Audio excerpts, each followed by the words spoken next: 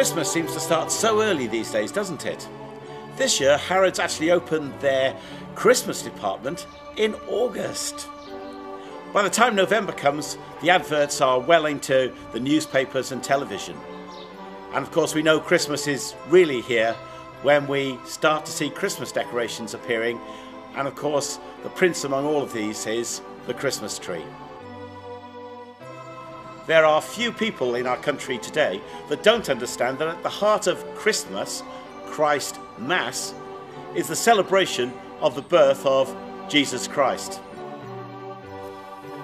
In the modern world, the story of Christmas, as given to us in the Bible, can become hidden by other things that have little or no connection with it. So there are some great images we associate with Christmas, but these may have more of a connection with fiction, fantasy, paganism, or Victorian tradition than with the Bible. Humbug! Oh, don't be cross, Uncle. How can I help being cross, sir, when I live in such a world of fools as this is? A Merry Christmas. What's Christmas time to you, sir? The time for paying bills without money. Time for finding yourself a year older? Not a penny of it, sir. If I had my way, sir, every fool who goes about saying Merry Christmas should be boiled with his own pudding and buried with a stake of olive through his heart. He should. Uncle! Nephew, you keep Christmas your way. Let me keep it in mine. Bah, humbug, as Scrooge would say. I thought what I'd do is have a look at one iconic item of the modern Christmas, the Christmas tree, and see what relationship at all it has with the biblical idea of what Christmas is all about.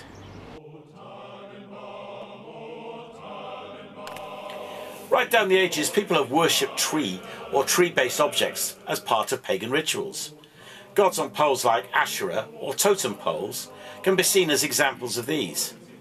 Whereas there are some legends of Christian saints, such as Saint Boniface, opposing tree-based rituals, there does not seem to have been any firm connection of the adoption of pagan worship of trees into Christian practice. The use of fir trees in Christmas celebrations can only be firmly traced back to Germany in the 16th century. It seems to have developed amongst followers of Martin Luther, known as Lutherans, who dressed fir trees with decorations and lights during the period Christians know as Advent, which is the preparation period just before Christmas, when they remember that God was bringing light into the world through the gift of his Son. The lights were lit on December nights to mark this. So how did Christmas trees get into the British Christmas? Well, they can be traced back to one man, and that's Prince Albert, the consort of Queen Victoria, who introduced them from his native Germany in the 19th century. And so to Felixstowe in 2012. The Christmas tree and the array of Christmas lights brighten up the dreary December nights. That was the whole idea of the Christmas tree, to emphasise that God's light was coming into the world. Here's what one of Jesus' disciples, called John, said about it. In the beginning was the Word, and the Word was with God, and the Word was God. He was with God in the beginning. Through him all things were made. Without him nothing was made that has been made. In him was life, and that life was the light of men. The light shines in the darkness, but the darkness has not understood it. The true light that gives light to every man was coming into the world. He was in the world, and though the world was made through him, the world did not recognize him. He came to that which was his own, but his own did not receive him. Yet to all who received him, to those who believed in his name, he gave the right to become children of God.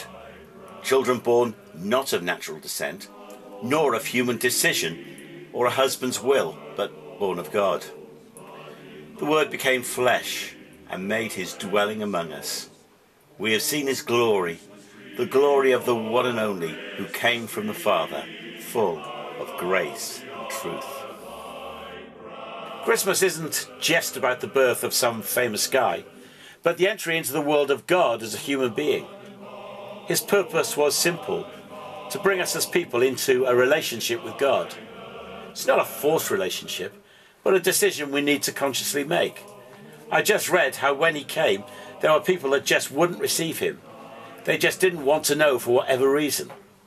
It says this too, yet to all who received him, to those who believed in his name, he gave them the right to become children of God. So in the rush of a modern Christmas, don't let the sights and the sounds obscure Jesus, because in him are the answers to life and to eternity. Well, thanks for listening. May God bless you and have a really great Christmas.